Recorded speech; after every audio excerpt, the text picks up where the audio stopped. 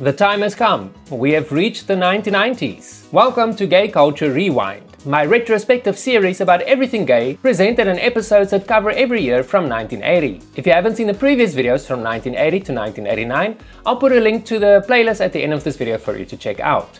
With that being said, let's follow the rainbow and head over to 1990. Rewind! Let's go back in time.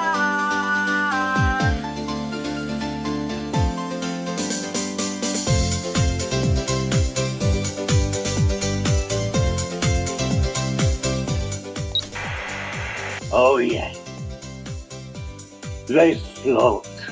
Well, I'll tell you, nobody handles garbage better than we do. Are you gonna make a move? Do I have to do everything? You have anything in this shop as beautiful as she is. Oh, yes.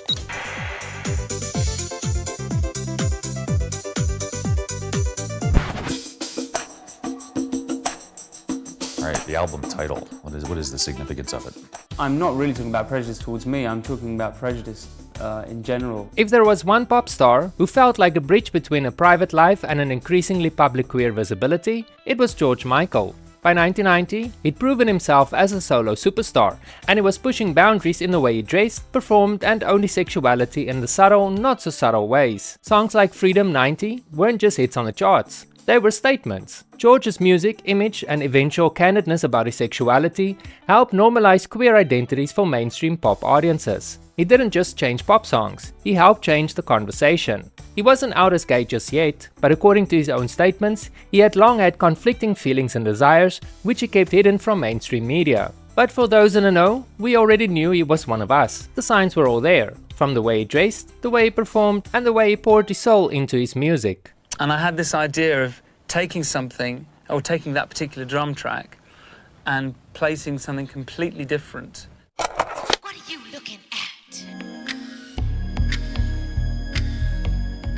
Madonna kicks off her U.S. tour down in Houston this weekend, and one of the highlights of her show, of course, will be her latest single, Vogue, a salute to a New York City dance style that never quite made it to the mainstream until perhaps now. If it weren't for Madonna, the year 1990 would have been a very boring year.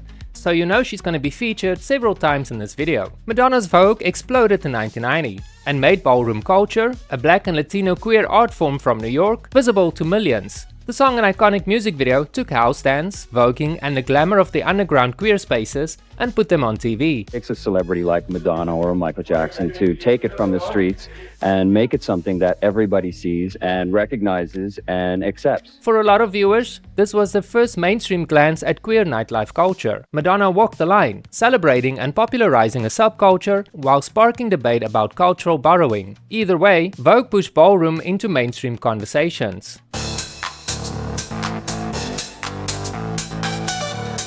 Robin S.'s Show Me Love dropped in 1990 and became a club anthem. Making her first appearance at the Apollo, you know who it is. Put your hands together for Big Beat recording artist Robin S. Yes. It embraced dance floors and queer clubs like a warm blanket, the kind of banger that turns a moment into a memory. Although it wasn't a gay song per se, it was about the hardship of finding meaningful relationships. Something gay men were all too familiar with. No wonder the song became an LGBTQ anthem in the years that followed. The writers that gave you the Golden Girls are doing it again. Uncle Lance, can I ask a stupid question? Better than anybody I know, Frank. The Pinelli Boys after the Golden Girls on NBC Saturday. Network TV in the 90s mostly avoided explicit queer storylines, but small moments still popped up here and there. The Pinelli Boys, a sitcom that ran only briefly, had an episode called Pursuit that included a gay subplot. It's not a headline memory like a major show coming out, but these little moments mattered back in the day. Christopher Maloney starred in the short-lived comedy that only lasted one season, consisting of 19 episodes. In the episode Pursuit, Dominic is jealous that his old friend Tommy wants to spend more time with other friends than with him. That is until Tommy comes out as gay. This is when Dominic begins to worry about his younger brother Frankie, played by Christopher Maloney, spending a weekend in a cabin with Tommy.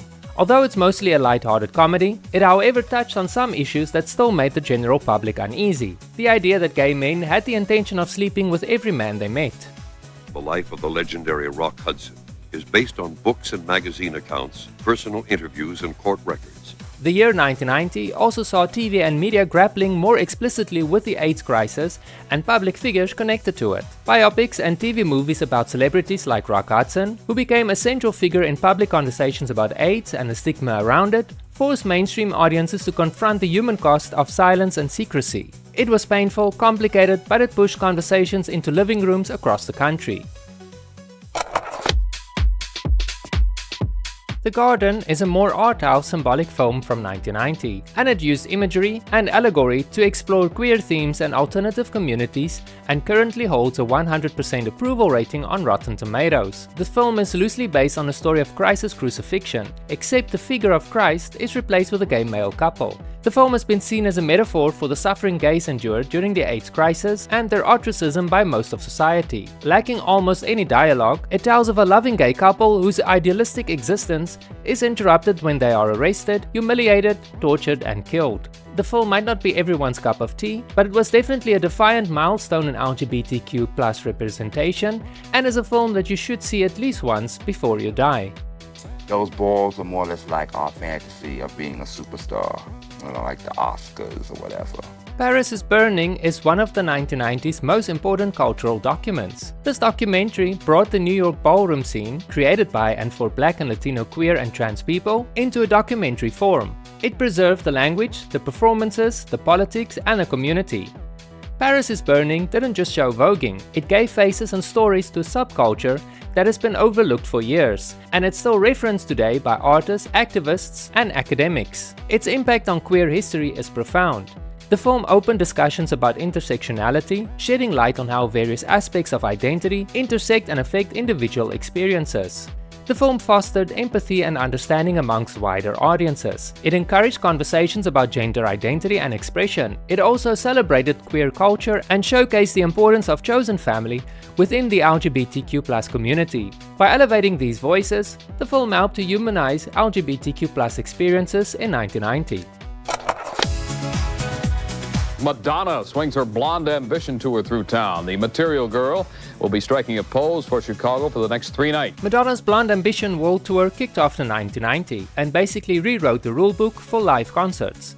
It mixed fashion, choreography, sexuality, and drag influences into a theatrical spectacle. I love Madonna. I'm like a total fan. Statement about Madonna. We got great seats, 10th row, so it'll be a great show. As well as a few young boys who had been practicing the art of voguing. Blonde Ambition has been noted for its theatricality and fashion, something uncommon for concerts at the time. It basically set the blueprint for future live performances that came after it. This is a call to all South Africans who are committed to a non-racist, non-sexist, non-discriminatory democratic future. Join us in this first lesbian and gay pride march too. LGBTQ+ people in the apartheid-torn South Africa were organizing a revolution. On October the 13th, 1990, Johannesburg hosted South Africa's first lesbian and gay pride march. Lesbians and gays have, over a number of years, contributed to the struggle for non-racialism and non-sexism and democracy in South Africa through their work in progressive organizations. We look forward to the time when lesbians and gay men can be open about their sexual orientation in their organizations without fear of discrimination. This was a courageous act of defiance and visibility in a country that was also undergoing massive political change. Pride marches like this one were more than just celebrations. They were political statements, demanding rights, recognition, and safety. Unlike many pride marches of today, this one was to fight oppression, demand the decriminalization of homosexuality, as well as demand the fall of the apartheid regime. He's the owner and editor of the prominent magazine that bears his name. The media wasn't just about celebration. It was often ruthless back in the 90s. In March of 1990, Outweek magazine outed billionaire Malcolm Forbes. Yes, that Forbes. The American businessman and Republican Party politician, best known as a publisher of Forbes magazine. The story sparked fierce debate. When is outing an act of justice, and when is it an invasion of privacy? Outing highlighted real questions about power, hypocrisy, and who gets to control narratives about sexuality. Forbes' outing was messy, it was controversial, and it forced media and the public to wrestle with ethics and accountability. The police are here, and this just in. They say that you can't do the masturbation scene tonight, otherwise you'll be arrested. And the 90s won't be the 90s without controversy. And Madonna wouldn't be Madonna without controversy. On May the 29th, in Canada, Toronto, the police threatened to arrest Madonna if she performed a simulated masturbation scene on her Blonde Ambition tour. Madonna refused to change her show, and the police decided not to press charges. Here's the kicker. Toronto police later denied that they ever threatened to do so, a claim which was refuted by footage captured during the filming of Madonna's 1991 documentary Truth or Dare. On November the 6th, Madonna released a new single, Justify My Love. The accompanying music video was banned by MTV amid international controversy over its sexually explicit content. And there is a new Madonna controversy. This one is a video that MTV, the popular cable music video channel, refused to air. On December the 3rd, following the banning of the music video, Madonna appeared on Nightline to defend the video. Am I right? Have you sort of pushed the envelope a little bit? It is my artistic expression, and for me, a video is the filmic expression of the song, you know, a visual that describes what the song is about. What were your favorite gay moments from the year 1990? Let me know in the comments. You can also check out the previous videos in the series by clicking on the link that will be appearing on your screen in a moment. Thank you very much for watching this video. It really means a lot to me that you took time to watch this video. If you enjoyed it, give me a thumbs up, and a subscription would be nice. Over 70% of my viewers aren't subscribed yet, so what are you waiting for? A written invitation? We don't do that anymore, so this is my invitation for you to click subscribe. Thank you very much, and I'll see you in the next video.